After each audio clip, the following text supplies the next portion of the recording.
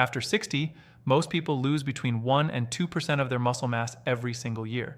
After 70, that rate accelerates, and almost nobody is screening for it. You might have had your cholesterol checked last month, you might have had your blood pressure taken, your blood sugar measured, but has anyone ever measured how much functional muscle you have left? For most people, the answer is no, and that silence is exactly where the problem lives. What you feel as just getting older, the stairs that seem steeper, the jar lid that won't budge, the fatigue that sets in faster than it used to, is not simply time passing. It is a biological process with a name, a mechanism, and a timeline. And the most important part is this: that timeline began years before you noticed anything at all. In this video, we are going to go through exactly what is happening inside your body right now, decade by decade. We are going to look at why standard medicine almost never catches this early, what tests can actually reveal where you stand today, and what the research consistently shows about reversing this process, even in your 60s, 70s, and 80s, because the window is not closed. It is almost certainly still open. If you are watching this channel for the first time, subscribe. We release videos like this regularly, long, detailed, evidence-based explanations of what is happening inside your body after 50, with time to actually go deep. Hit the like button if you find this useful. And tell me in the comments, when did you first notice you were getting weaker? Was it a specific moment? A specific task? I read every comment. Let's start with the timeline, because that is where everything becomes real. Most people think of muscle loss as something that happens in old age, something visible, the frail arms, the hunched posture, the difficulty walking, but the research tells a different story. The process begins earlier than almost anyone expects, and it moves quietly for a very long time before it becomes visible. In your early 50s, the changes are already underway. The body begins to lose what researchers call fast-twitch muscle fibers, the ones responsible for power, speed, and the ability to react quickly. These fibers start to shrink and in some cases disappear entirely, replaced by fibrous tissue or fat. At the same time, the satellite cells that surround muscle fibers, think of them as the repair crew, the workers responsible for rebuilding damaged muscle after exercise, start to decline in both number and efficiency. The crew gets smaller, the repairs get slower, and most people feel nothing at this stage. In your 60s, a different problem compounds the first one. The muscle that remains becomes increasingly resistant to the signals that should trigger growth. Researchers call this anabolic resistance. Your muscles stop responding as efficiently to the normal cues for repair and growth, whether those cues come from protein in your diet or from exercise. At the same time, the mitochondria inside your muscle cells, the energy-producing structures, the engines of every fiber, begin to decline in both number and function. Each muscle cell becomes less capable of producing energy efficiently, so you feel tired faster. Your endurance drops. And because this is gradual, it feels indistinguishable from what people call just aging. By your 70s, the consequences become harder to ignore. Fall risk rises sharply. Grip strength, which research consistently links to overall muscle health and even to cardiovascular mortality, drops below thresholds that matter clinically. What researchers call the hospital cascade becomes a real risk. An older adult who is already at the edge of functional independence enters the hospital for any reason, a procedure, an infection, a fall, and the bed rest alone causes further muscle loss that tips the balance permanently. Studies show that older adults can lose up to 2% of their muscle mass after just 10 days of bed rest. That is muscle that took months or years to build, gone in less than 2 weeks of inactivity. This is the hidden timeline. It does not begin when you feel weak. It begins years before things quietly, without symptoms, without alarms. Now here is the threshold problem, and it matters more than you might think. If you have been to your doctor recently, they almost certainly did not measure your muscle mass. They may have weighed you. They may have calculated your body mass index, or BMIE, a number that compares your weight to your height. But BMI is a famously blunt instrument. It cannot distinguish between muscle and fat. A person who has lost 20 pounds of muscle and gained 20 pounds of fat over the past decade will have exactly the same BMI as before. The number stays the same.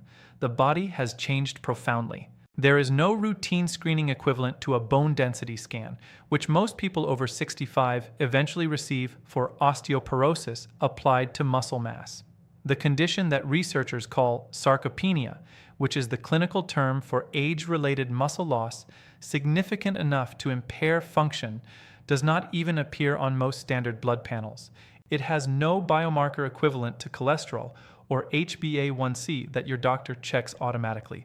So unless you fall, unless you struggle to get out of a chair, unless something goes visibly wrong, the system is not designed to catch this early. Some of the clinical thresholds that do exist, the cut points for when sarcopenia is formally diagnosed, were established based on populations already experiencing significant functional decline. They were designed to identify people already in trouble, not to catch the early reversible phase. This is a pattern across many chronic conditions. Medicine's thresholds are calibrated to catch disease, not to preserve health before disease takes hold. Let me explain what is actually breaking down inside your muscle tissue, because understanding the mechanism changes everything about how you think about this.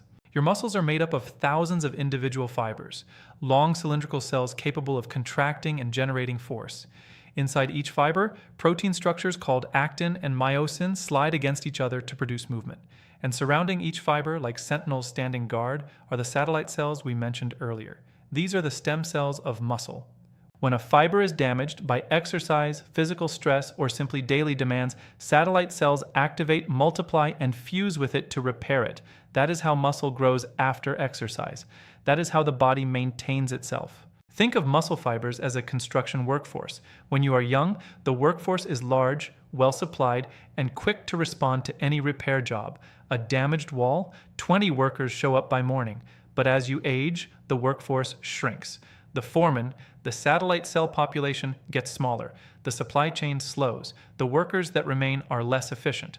Over time, the building, your muscle, develops small cracks that never get fully fixed. Individual fibers that should be repaired are instead left to atrophy, replaced by fat or fibrous tissue that cannot contract, cannot generate force, cannot do the work that muscle is supposed to do. This process, the loss of motor units, the decline of satellite cells, the replacement of functional fibers with non-functional tissue, is the trigger. It starts in your 50s. For many years, it stays in its silent phase. The workforce is shrinking, but there is still enough capacity to meet daily demands. You don't feel it because your body compensates. The remaining motor units work harder. The brain recruits more fibers to accomplish the same task. But this compensation has limits. The amplification phase is what makes sarcopenia insidious. As you lose muscle, your resting metabolic rate decreases. You burn fewer calories at rest. If your eating habits stay the same, you tend to gain fat. And fat tissue, particularly the visceral fat that accumulates around organs, releases inflammatory signals into the bloodstream. Researchers call this inflammaging, the low-level chronic inflammation that is associated with aging. This inflammation directly interferes with anabolic signaling, the hormonal and molecular signals that tell muscle to grow. So the more muscle you lose, the harder it becomes to keep the muscle you have. The loss accelerates its own cause. The threshold crossing is when function becomes visibly impaired. It might be a fall, it might be the inability to rise from a chair without using your arms, it might be a grip strength measurement that falls below a clinical cut point. By this stage, the structural changes are significant. But, and this is critical, even at this stage, the reversal window is still open. The research is consistent on this point. Even in adults in their 80s, resistance training and adequate protein intake can stimulate measurable muscle protein synthesis. The satellite cells that remain can still respond. The workforce is smaller, but it is not gone. Let me stop here for a moment because I think something important needs to be said. When people hear about a process like this, one that began years ago, advancing quietly without warning, there is often a feeling of helplessness, a kind of resignation. It's already happened. What's the point? I understand that reaction completely, but it is not supported by the evidence. What the research consistently shows is that this is one of the most responsive conditions to intervention of any age-related process we know. Not just managed, not just slowed, genuinely improved, measurably. And we are going to get into exactly how. If you have a friend or family member over 60 who has been feeling weaker and just assuming it is part of getting older, please share this video with them. What we're discussing today could change the direction they take. Now let's talk about the accelerating factors, the things that make sarcopenia progress faster and that you have more control over than you might think. The first is protein undernutrition. And here is where most people get it wrong. The problem is not simply eating enough protein. It is a subtler issue of how protein is absorbed and used as you age. Here is the trigger. Your digestive system changes with age. Stomach acid production decreases. And crucially, the threshold of protein your muscles need in a single meal to trigger synthesis rises. This is anabolic resistance applied to nutrition. When you were 35, 20 grams of protein was enough to robustly stimulate muscle protein synthesis. By 65, research suggests that threshold may be closer to 30 to 40 grams, not because you need more protein overall, but because each serving needs to be large enough to cross the activation threshold. Many older adults, especially those eating lighter meals for health reasons, consistently fall below that threshold without realizing it. Your muscle protein synthesis runs at a deficit meal by meal, day by day. The balance tips slowly toward loss. The second accelerating factor is the compounding effect of physical inactivity. Not dramatic inactivity, not bed rest. Just the quiet reduction in physical effort that accumulates over years. Fewer stairs taken, shorter walks, less lifting. Each reduction in mechanical load sends a signal to your muscles. This capacity is no longer needed. And muscle, which is metabolically expensive tissue, responds accordingly. What makes this an amplification cycle is that as muscle decreases, movement becomes harder. And as movement becomes harder, people move less. The less they move, the faster the muscle loss. Studies in exercise science consistently show that reversing this spiral requires deliberately breaking the cycle, not waiting for motivation to return naturally. The third factor is inflammaging, the chronic low-level inflammation associated with aging. This is not the acute inflammation you feel after an injury. This is a background hum that never fully resolves, associated with visceral fat accumulation, poor sleep, and metabolic dysfunction. It directly suppresses the anabolic pathways in muscle. Key inflammatory molecules, including interleukin-6 and TNF-alpha, interfere with the molecular switches that trigger muscle protein synthesis. The fire alarm is always going off at a low volume, and the construction crew cannot hear the work order. The fourth factor is hormonal decline. Testosterone, which plays a role in muscle maintenance in both men and women, declines significantly with age. IGF-1, a growth factor that directly stimulates muscle protein synthesis, also decreases. In women after menopause, the loss of estrogen adds another layer of acceleration through its effects on inflammatory pathways. None of these changes are dramatic month to month. Cumulatively, over a decade, they shift the biochemical environment from one that favors maintenance to one that favors loss. This is worth discussing with your doctor, not to change your hormone levels, but to understand how these factors interact with your particular situation. Now let's talk about reversal. And here is where the research becomes genuinely encouraging. The trigger for muscle protein synthesis is mechanical load. When a muscle fiber is placed under tension, asked to work against resistance, a cascade of molecular signals activates. The satellite cells wake up. The protein synthesis machinery turns on. New structural proteins are manufactured inside the fiber, making it thicker and stronger. This is true at any age. Research consistently shows this activation occurs even in adults in their 80s and 90s. The workforce may be smaller, but it still responds to the right stimulus. The silent phase of reversal is where many people give up. For the first 2 to 4 weeks of a new resistance training program, you may feel sore and frustrated that you cannot see visible results. But underneath, the molecular machinery is already working. Satellite cells are activating, inflammatory pathways are beginning to shift. The brain is forming new neuromuscular connections. The gains come later, but the biology starts immediately. What amplifies the reversal is protein timing.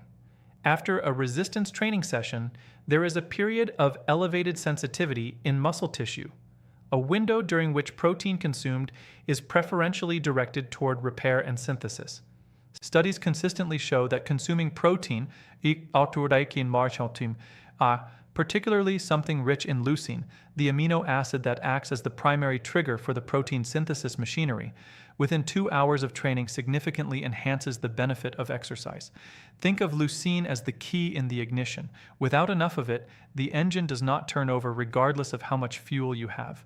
Foods naturally high in leucine include eggs, dairy products, chicken, fish, and legumes like soybeans. The third piece of reversal is sleep.